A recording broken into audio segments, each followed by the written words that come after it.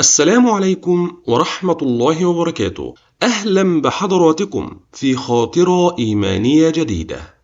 كان فاكر نفسه بيعمل الصح وضيعهم. مش كل قسوة تربية، في قسوة اسمها ضياع.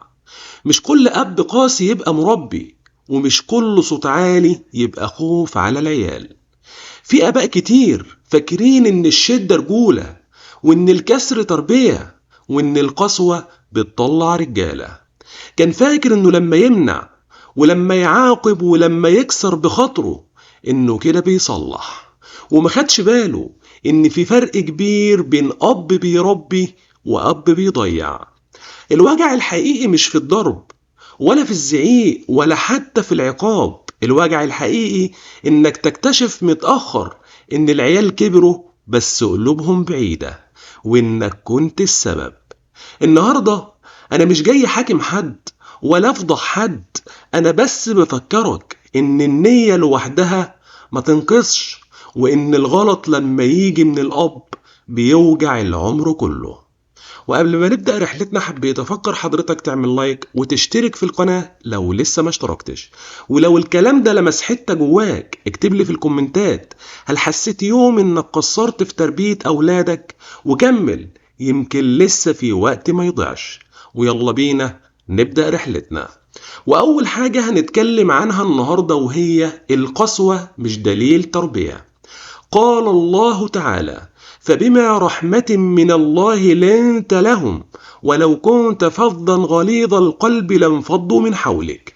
وسيدنا النبي صلى الله عليه وسلم قال: ما كان الرفق في شيء إلا زانه، ولا نزع من شيء إلا شانه. ربنا بيقولك بوضوح: الغلظة بتفرق ما بتقربش، والقسوة ما بتبنيش، بتخلي اللي قدامك يبعد.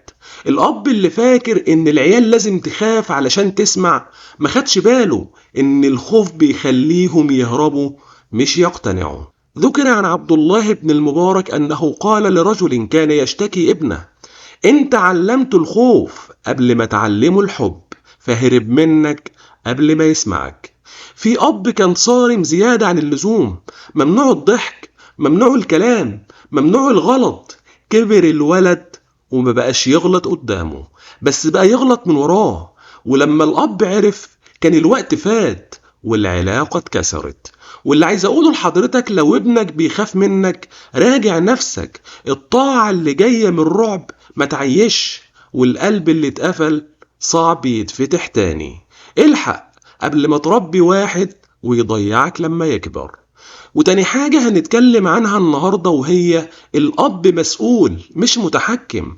قال الله تعالى: يا أيها الذين آمنوا قوا أنفسكم وأهليكم نارا.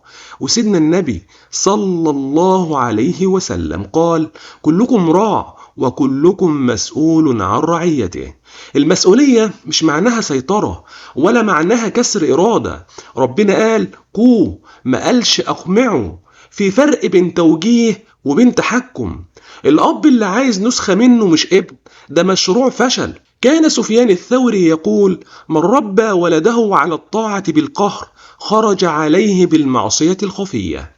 في أب أكبر ابنه يمشي في طريق مش شبهه. الولد نجح ظاهريا بس من جواه ميت، وأول فرصة جت ساب كل حاجة وضاع. مش علشان هو وحش، لكن علشان ما ترباش يختار. واللي عايز أقوله لحضرتك: اسمع ابنك، سيبه يعبر وقويه، ما تكسروش. اللي ما يتعلمش الاختيار هيغلط غصب عنه، واللي يتربى على القهر ما يعرفش يبني نفسه. وتالت حاجة هنتكلم عنها النهاردة وهي النية الحلوة ما بتبررش الغلط. قال الله تعالى: قل هل ننبئكم بالأخسرين أعمالا. وسيدنا النبي صلى الله عليه وسلم قال: إن الله لا ينظر إلى صوركم ولكن ينظر إلى قلوبكم وأعمالكم. مش كل واحد قال أنا قصدي مصلحته يبقى صح. النية من غير علم بتدمر. وفي آباء كتير ضيعوا عيالهم وهم فاكرين نفسهم بيعملوا خير. النتيجة هي الحكم مش النية. قال الإمام مالك: كم من مريد للخير لم يبلغه لأنه أخذه بغير علم. في أب كان دايما يقول أنا بعمل كده علشانك. كبر الابن وما بقاش طايق الكلمة، لأن كل مرة اتقالت كان بعدها وجع، والوجع لما يتكرر بيعلم الكراهية. واللي عايز أقوله لحضرتك راجع أسلوبك. مش كل اللي اتربيت عليه صح، ومش كل اللي اتعامل معاك ينفع يتعامل مع ولادك. الجيل الجديد بتاع النهاردة محتاج فهم، مش محتاج عصاية. وأخيرا هقول لحضرتك حاجة مهمة جدا.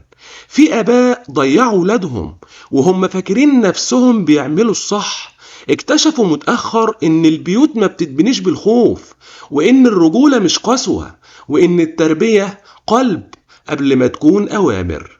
لو ابنك لسه جنبك الحقه، ولو لسه بيكلمك اسمعه، ولو لسه بيبصلك ما تكسرش نظرته.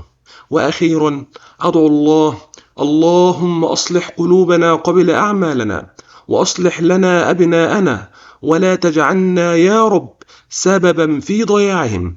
اللهم ارزقنا الحكمة في التربية، والرفق في النصيحة، والعدل في الغضب. اللهم من أراد الخير بأهلي فأخطأ الطريق فرده إليك يا رب ردا جميلا، واجعل يا رب بيوتنا سكينة وسكنا، وأولادنا قرة أعين لنا، ولا تجعلنا يا رب نفيق بعد فوات الأوان. آمين آمين يا رب العالمين. وما تنساش لو عجبك الفيديو اضغط لايك واشترك في القناة علشان يوصلك كل جديد. ولو كلامي لمس قلبك اكتب لي في الكومنتات هل حسيت يوم انك اخدت قرار غلط في وقت معين وندمت عليه مع ولادك. وشارك الفيديو وشارك رأيك، يمكن تنقذ أولاد وآباء من الضياع. جزاكم الله كل خير على حسن استماعكم، والسلام عليكم ورحمة الله وبركاته.